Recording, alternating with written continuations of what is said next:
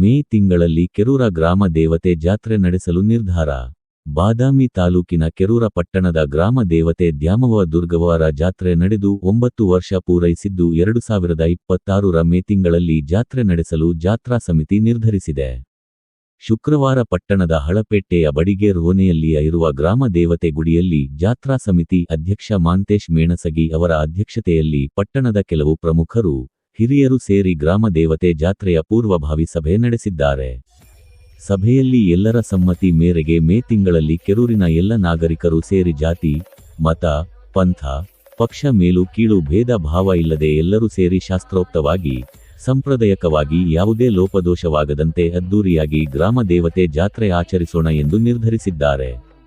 ಕೆರೂರ ಇತಿಹಾಸದ ಸುಮಾರು 180 ವರ್ಷಗಳ ಬಳಿಕ 2017 ಕೆರೂರಲ್ಲಿ ಬಹು ಸಂಭ್ರಮದಿಂದ ಗ್ರಾಮ ದೇವತೆ ರಥೋತ್ಸವ ನಡೆದಿದ್ದನ್ನು ನಾವು ಇಲ್ಲಿ ಸ್ಮರಿಸಬಹುದು.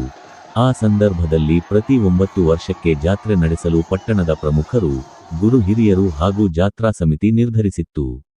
ಅದರಂತೆ 2026ಕ್ಕೆ 9 ವರ್ಷ ಪೂರೈಸಲಿದೆ. ಆ ಹಿನ್ನೆಲೆ ಮೇ ತಿಂಗಳಲ್ಲಿ ಜಾತ್ರೆ ನಡೆಸಲು ತೀರ್ಮಾನಿಸಲಾಗಿದೆ. ಡಿಸೆಂಬರ್ 8 ರಂದು ಸೋಮವಾರ ಗ್ರಾಮ ದೇವತೆ ಗುಡಿಯಲ್ಲಿ ಜಾತ್ರೆ ನಡೆಸೋ ಹಿನ್ನೆಲೆ ಕಾಯಿ ಕಟ್ಟಲಿದ್ದಾರೆ. ಮುಂದಿನ ದಿನಗಳಲ್ಲಿ ಮತ್ತೆ ಸಭೆಗಳನ್ನು ನಡೆಸಿ ಆ ಮೂಲಕ ಜಾತ್ರೆಯ ರೂಪರೇಷೆ ಮತ್ತು ಜಾತ್ರೆ ನಡೆಸುವ ದಿನಾಂಕ ಪ್ರಕಟವಾಗಲಿದೆ.